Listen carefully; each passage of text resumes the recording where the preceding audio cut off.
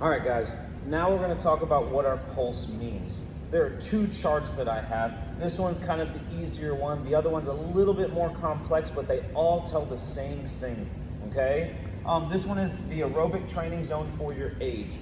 What I want you to pay attention to is the age component. On this right side, it says age in years. This says how old you are. So these numbers right here, these black numbers tell you you need to only look at whatever age you are. So if you happen to be 5 years old, then you will use the 6-year-old column because maybe you haven't turned 6 yet.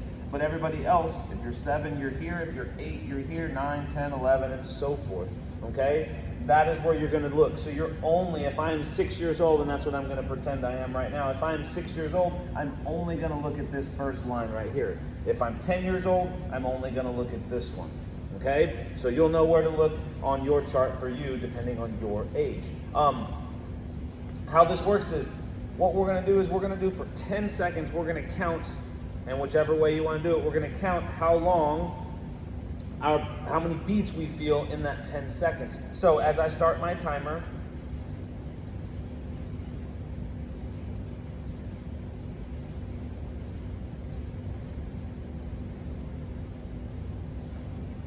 and stop, I have my number. And for the simplicity's sake, I'm gonna say my number was 21, okay? If I count 21, I look on the chart to see the big number where I'm at. If I got 21, well, guess what? The first big number, because I'm 6, is right here, 21. I was at 60% of my maximum heart rate. Now, what this is telling me is this is how hard I'm working, okay? Now, a lot of you might not understand what that means, but what we want our heart rate to be when we're exercising is we want it to be around here, 80%. Each chart tells you differently, 75 to 85%, so you kind of want to be in this range.